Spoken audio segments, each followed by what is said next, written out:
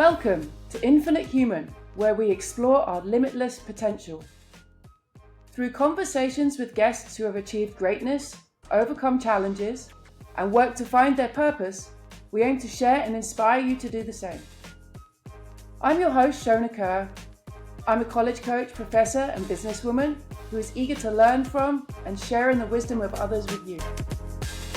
And on to the show.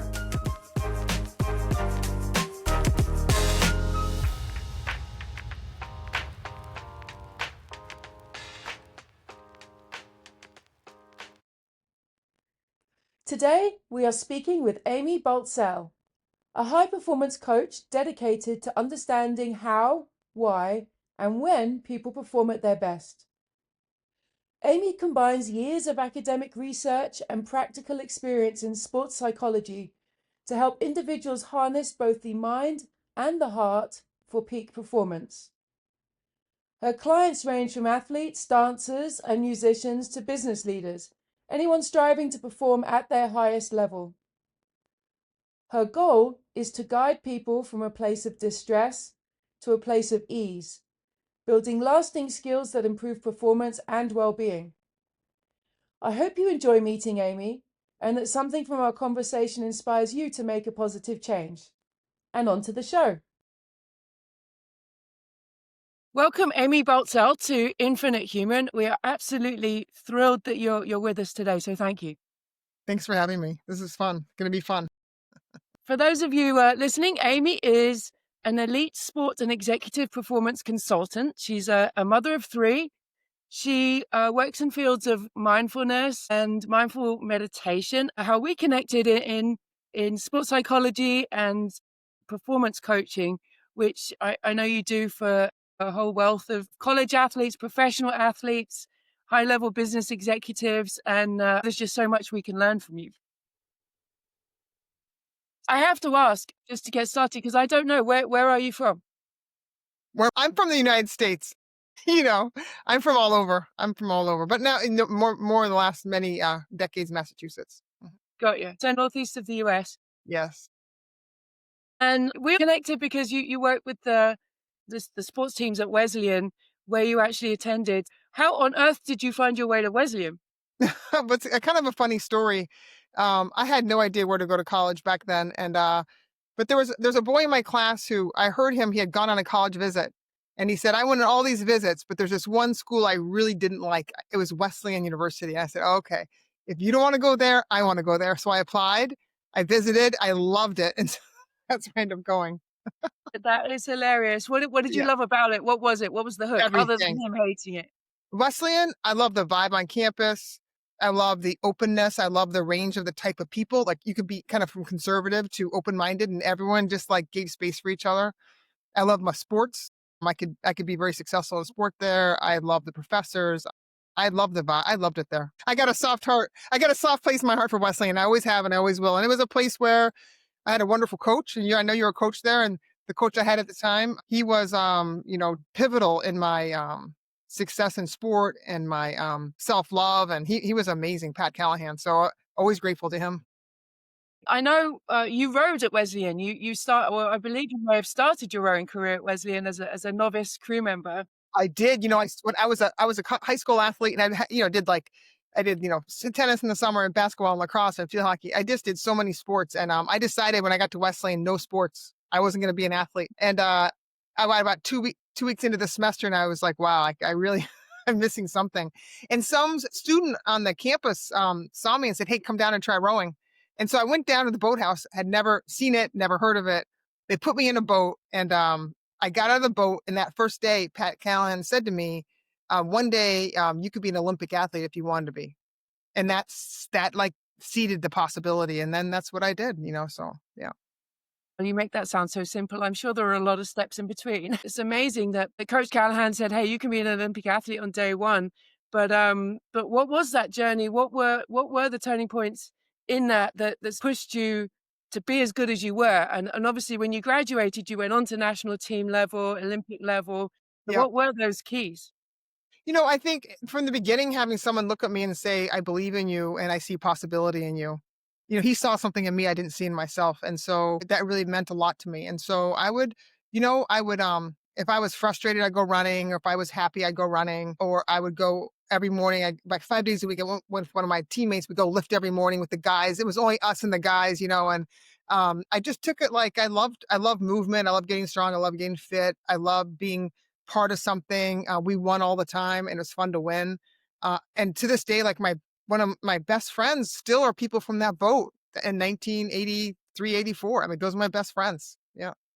It's Yeah. powerful, that connection. And then you graduate, and I know that 2 years later you make the US rowing team. Were you training and working? Training. I was training. I was, maybe working part-time jobs. And so I trained and I made, I was on the US team for a few times, Olympic team in 92. So it was like 5 years post college, I was training. Yeah. Got you, got you. And, and it's really a lot of why I do what I do now, because as my level of performance went up, joy goes down, stress goes up, you know how it can go. And I got so in my head about performance. I just didn't know how to handle it, and so my performances were very inconsistent. There were still times I was incredible, and there's times I wasn't, and so that really sparked my interest in pursuing sports psychology. Like, why could I be so good sometimes and not other times? Like, what happened? Like, what is different? Because my body's the same, my ability is the same, my desire is the same, my motivation is the same, and what is it? And that really kind of, and maybe jumping ahead, but it really got me into what I am so passionate about now, is helping people move from a place of internal distress to a place of ease and flow, from internal distress to ease and flow. And that's my work. And it's very inspiring and hopeful when, I can work with someone for a session, one session, two sessions. They can shift from being full of dread, anxiety, fear, self-criticism, worry about what the coach thinks, worry about what the outcome is going to be, worry about results, worry about making a team. And they know they have the tools to shift into locking into their best performance consistently. That's to me, like, that's what it's all about. So I know I'm jumping, but that's really what got me. That's what still motivates me to this day, because I can look in the eye of somebody and I can think, like, my gosh, like, I can't go back in time and help myself. I can't go back 40 years and help myself. I can't do that, right? But what I can do is I can help people who are like me, who have committed 10 years, 15 years of training, whatever it might be, round the clock, total identity. And you know, what's missing for most performers that I meet are people have no idea how to move, how to deal with the internal distress that happens when they're not consistently on top. And whoever is, right? Everyone struggles sometimes. And there's really, like, very little information out there that helps people shift quickly. Cause I don't want to wait 5 years. I don't want to wait even a year. I want to help someone, like, pretty immediately, spontaneously, is what I'm looking for. That's my intention every time I sit down with someone, is to help move them from a place of distress to ease and give them an understanding of, for them specifically, what's in the way, what's the block, and how they can do that, and then what they need to attend to optimize performance.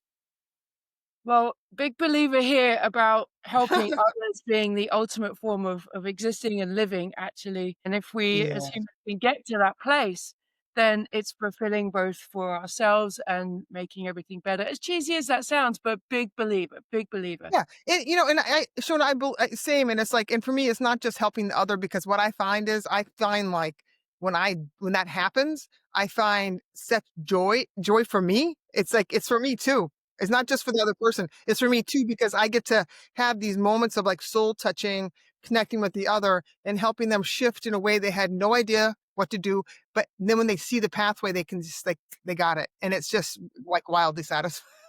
It is Yes. very gratifying. It feels great. And your gift is the fact of that struggle that you had, and your gift to others is that you did analyze that internally and decide to figure that out and pass that on. Yeah, to spend a lifetime figuring it out. Spend a lifetime. So what does that mean? It's like, professor for 20 years in sports psychology. I ran a graduate program the last 10 years. I was in charge of it. President of the Association of Applied Sports Psychology, going to think tanks around the world, writing just so many papers and book chapters and half a dozen books, like, so involved. Like, what is it that it takes for someone to shift from a place of dis-ease, upset, stress, to a place of really being okay inside, even when they're under pressure. And, those answers are not easy to find. No, it's the human condition right there. I mean, you've drilled down right to the essence. The one thing that you did that you haven't mentioned is your sailing, uh, Yeah, right. Yeah, yeah, yeah. America's Cup. First all-female team put Yep, together by Bill Koch yep, in, '95. yep, That 94, was 95. pivotal. I actually do remember the publicity around that, and what did you take from that? Wow. Yeah. Well, I'm gonna say that there's a documentary coming out next summer. I think 50 Eggs Productions doing that. And what I take away from it, it's like what you're saying, like when we got on those big boats, women were not generally allowed on boats like that. The American Cup boats where there's 16 people on the boat. Women are considered bad luck on boats, and women had a very difficult time getting on boats unless you were married to a sailor or you were one of the wealthy owners, and then maybe you get to go for a ride.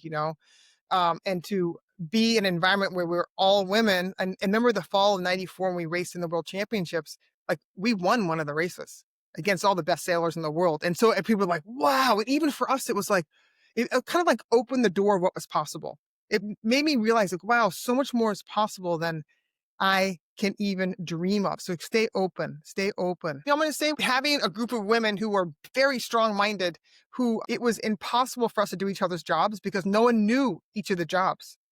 Like even the Olympic level gold medal, silver medal sailors were used to sailing like two-handed boats. This is a Mhm. 16-person boat, very different. And most of them weren't strong enough to do some of the tasks that someone like I could do, having trained for Olympic rowing for a decade. And so there was something that happened that was magic in terms of we had to respect each other and we had to trust each other because I couldn't do any of the other jobs, but they couldn't do mine. There's no way they could do mine. They weren't, the little teeny sailors, they couldn't do what the bigger, more kind of muscled, whatever you want to say, fit athletes could do.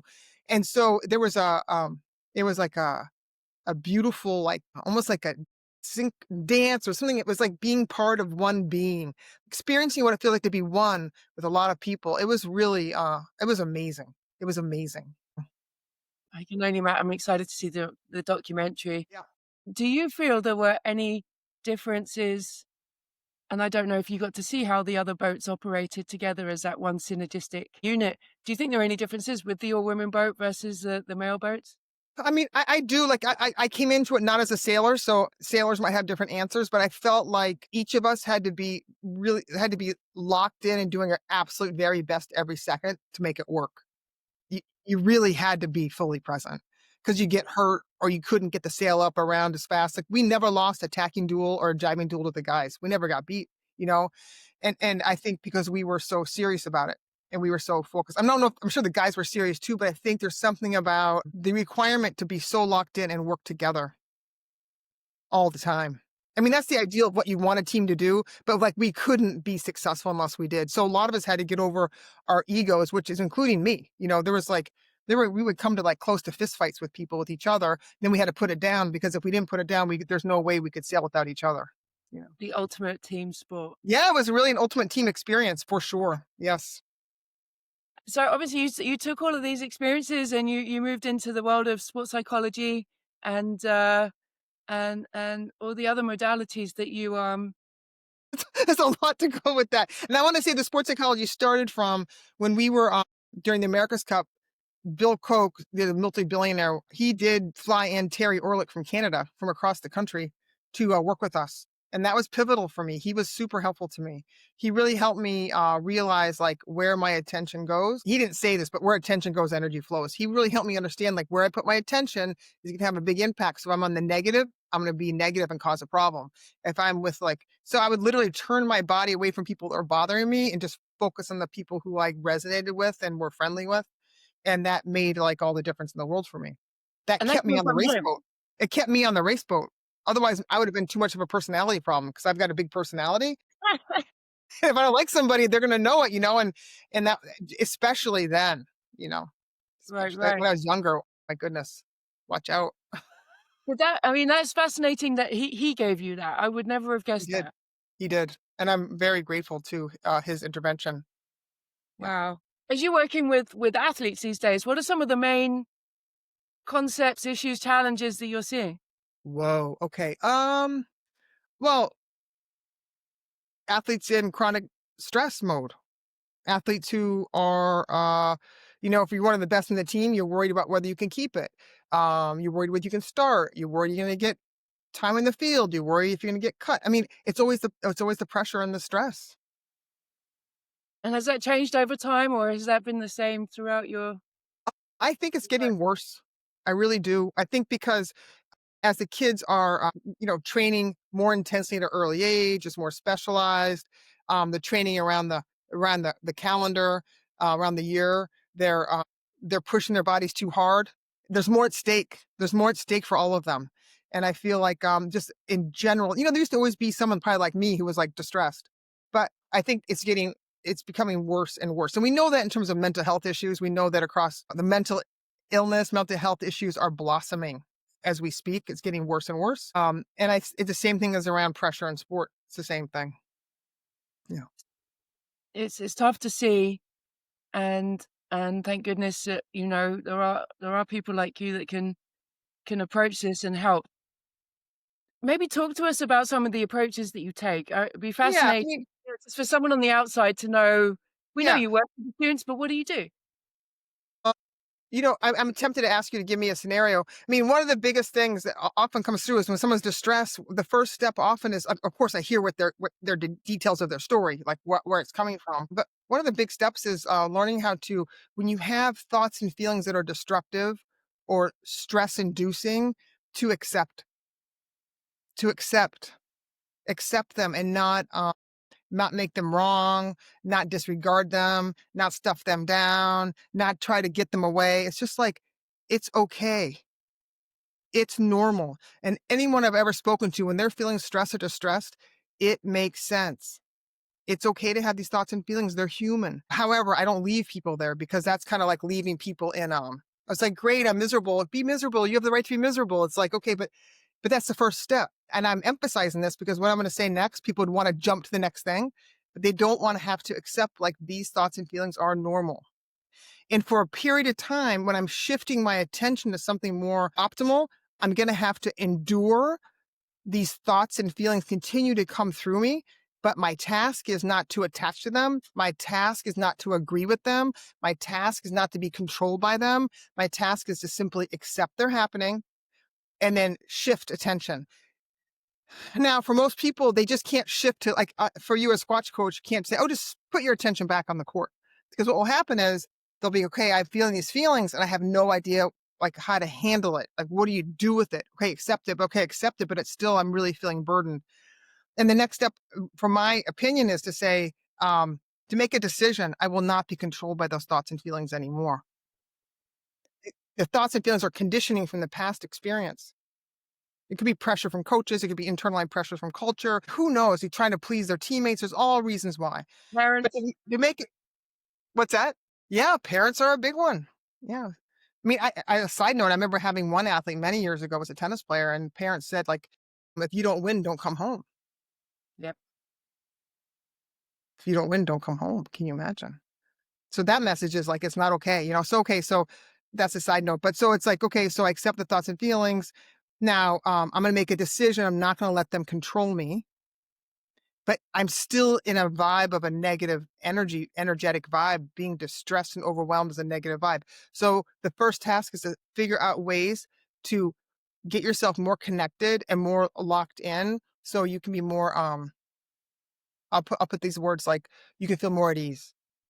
Okay, that's a nice thought, Amy. How do you do that? Well, one way you do it is, I can tell you many ways to do it, but here are some ideas I offer athletes. Just remember what they're grateful for. This sounds so cheesy, right? But what are you grateful for? What do you love? And I'll have them think of something they love. So, Shona, you can think of something you love. Like, I don't know, do you have a dog or a cat? Do you have something that you love? An animal or a Sure. best I friend? I I Your adore my hobby? cat Tika. I adore my cat Tika. She's my little buddy. You adore your cat. Okay. And so you can think about like how much you adore her, but can you feel in your body that love for your cat right now if you wanted? Could you just imagine feeling the love for your cat? Absolutely. And can you feel it in your body, the love for your cat? I can feel it throughout my core. Yeah, you can feel it throughout your core. And so what you just experienced was a shift in energy, like a lightning of energy, because you're connecting to love. Yeah. And then, so for some athletes, that's not going to work. But for some people, it's very helpful. Like thinking that they love their teammates, they love the coach, they love their sport, they love time in the field, like that can kind of like remind them of like why they're there and it can bring the energy up. Um, Other times I'll have people think about things like, you know, when they're struggling, what the younger self would say to them, their 12-year-old self, their 15-year-old self. So for a college athlete, almost always it's like, I'm so proud of you. You're so cool. This is amazing. And you can almost imagine your younger self like acknowledging you for getting through and succeeding. Yeah. And Yeah. then I'll have them think about their future self when they're retired. What's that future self going to say to you about this stress? And they're going to say, it doesn't matter. Just have fun. Enjoy yourself. But really imagining your future self supporting you in this moment. When people do this, they actually do it, it can be really, can be transformative. I Because then mean, they, you say cheesy, but actually, there's one thing saying it and there's one thing fully embodying it. I was watching Alcaraz, tennis player. This was, a few months back, and I think he may have lost, and they were interviewing him, and they said, "Well, aren't you upset that this happened? Someone he shouldn't have lost to on paper." He said, "How can I lose? I have my family, I have the support of my loved ones. There is absolutely nothing possible that I can lose." And that, to me, was very powerful, and I think is kind of what you're saying. And so to see that being exhibited at the very high, I mean, he's the best tennis player in the world, arguably right now, and it's working. So it's fascinating how you're talking through that. yeah. I mean, and that can be one way. So, I mean, for any individual, it could work, it could not work, right? So it's figuring out what's going to work for the individual, but that perspective of being loved and belonging, connected, win or not win. And often with the athlete, college athlete, I'll focus on, start, playing time, high, low, whatever it is. You still have your teammates, you still have your sport, you're still fit, or it's not for me to tell them. It's like to talk about what is in it for you, whether you get what you want or not. So why is it still valuable to be part of it, whether you get the starting position or whether you get the coach's acknowledgement or if you get the, number one seed, whatever it is, what still is in it for you, and to keep that perspective is another way. So maybe I'll have like 50 ways to get them to shift from a place of darkness, a place of heavy heartedness, a place of distress, to move back to kind of lighten their energy up, right? And then what's so critical is then putting their attention on how do they want to perform, having them not just see themselves perform the way they want to perform, but feel it. So, even if so you as a coach, like what are the things you need to focus on to coach well? I'll ask you.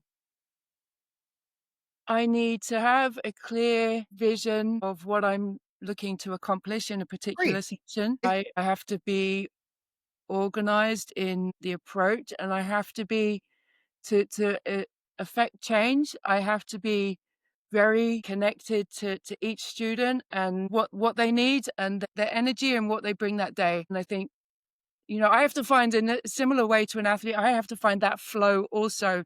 And I think when you find it, it's wonderful because it Yes. just happens. Yes, and so and that's what I'm getting at with you is, okay, so what are the things you need to focus on, for you to coach well? And when you coach like that, Shona, how do you feel inside? It, I mean, I think it feels effortless and light and Yeah. almost like, I mean, again, we hear the word flow a lot, but when you're in it, you're just in it. There's no real thought. It just is. Yeah, there's no thought, but there's a feeling, there's a sensation, and for you, it feels light. It feels. I can't remember the other words you said. I can't remember what you said, but what'd you say? Light, It feels very engaged to me. It feels connected.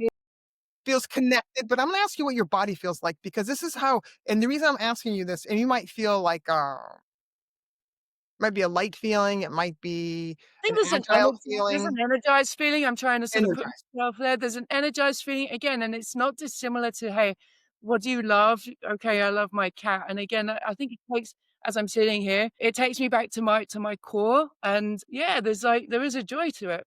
Yes, it takes you back to your core, and, it is just like the cat, it's like you can think it, but with the cat, you're feeling it, and so can you, visualize yourself coaching, feeling the way you like to feel? Energized? Yeah? Can you you're right, and so that's what I do with athletes, I have them talk about go way back, whatever's distressing them, accept that it's okay to feel like that, okay? Now, try to bring the vibe up.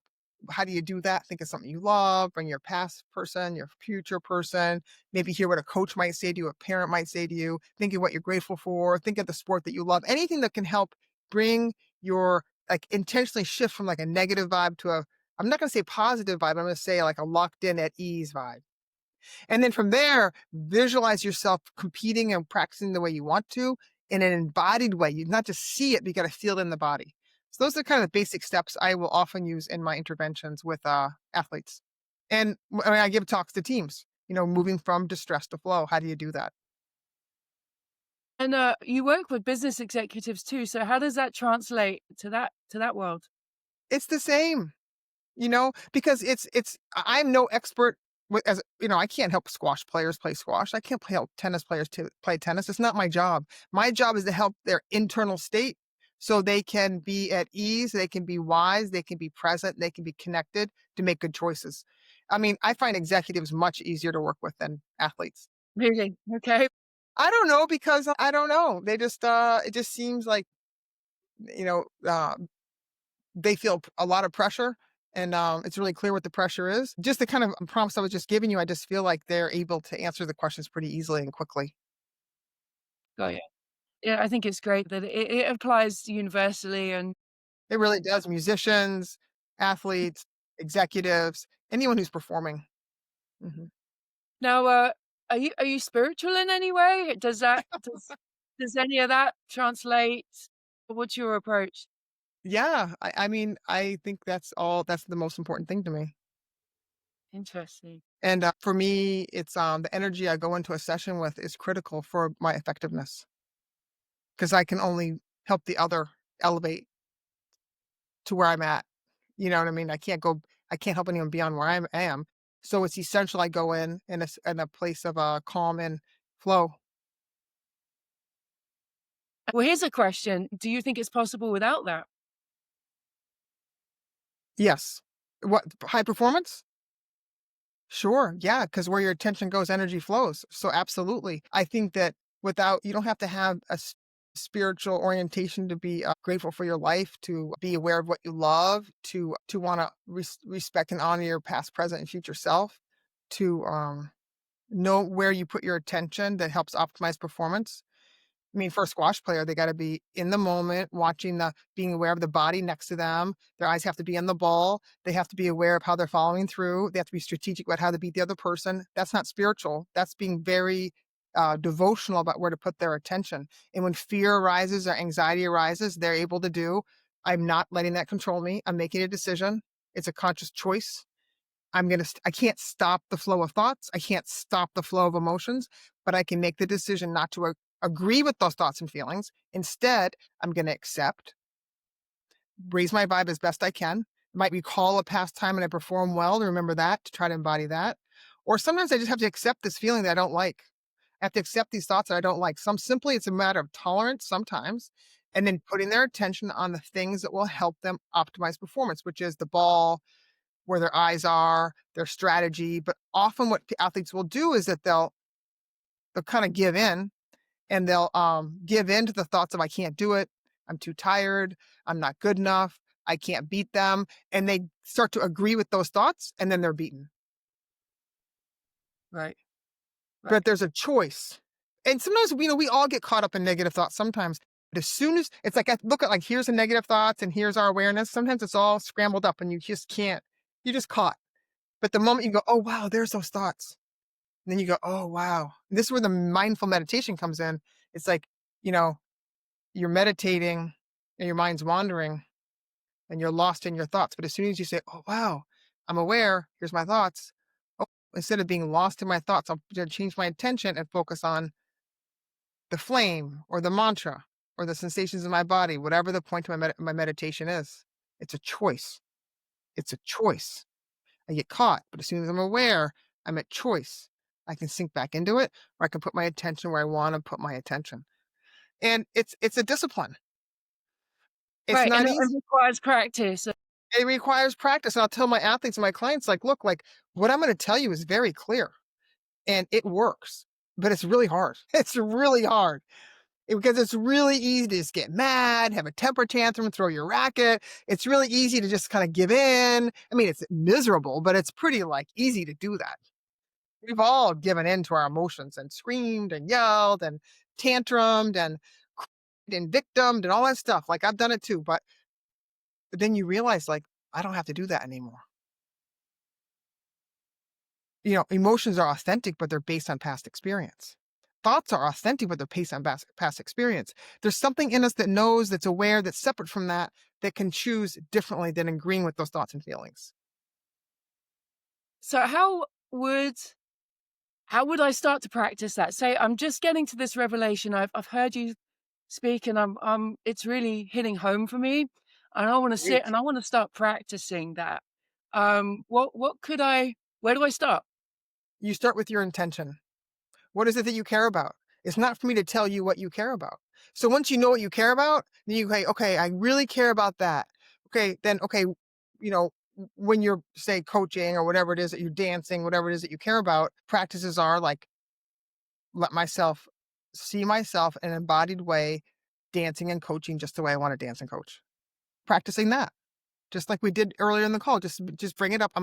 I had my intention that when I go into practice today, I'm gonna be tuned in, I'm gonna be aware of my plan, I'm gonna have, so my strategy, I'm gonna be connected to each kid, my intention to be present and calm and wise. Here I go. And then someone shows up late or someone's disrespectful and you feel like, oh, and you go, no, not going there. Instead, I'm gonna stay focused and calm because I'm gonna get the best out of my coaching time with these kids.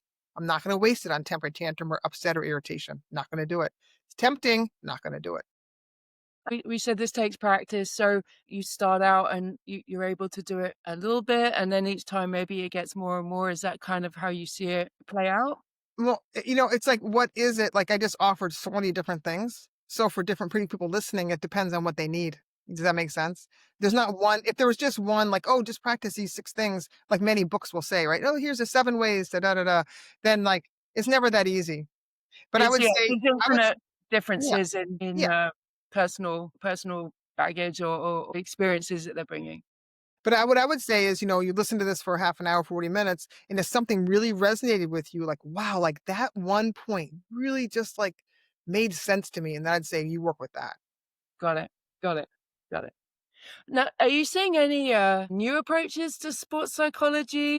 Well, what I'm saying is not, I don't see this as sports psychology, typical sports psychology intervention. Right. No, understood. And I guess maybe I'll rephrase. Well, I know, knowing enough about you, I know that you're going to want to stay current. You're going to want to continue to improve, continue to find other ways, continue to see what's out there. Is there anything that you're gathering now that maybe you wouldn't have thought about 10 years, 20 years ago? Sure. I mean, I think I was very aware before of working with the mind. And now I look at the mind just as a tool. Mm, It's secondary to the awareness.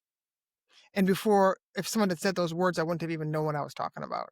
I wouldn't have known what that meant. But I think there's, it's not like I don't do like the self-talk work where someone says, I can't do it. And this to tell yourself, I can do it. I'm not saying that's wrong, but I feel like that's kind of, you get into the like, it's like getting into the weeds with a conditioned mind that it's very committed to being a conditioned mind.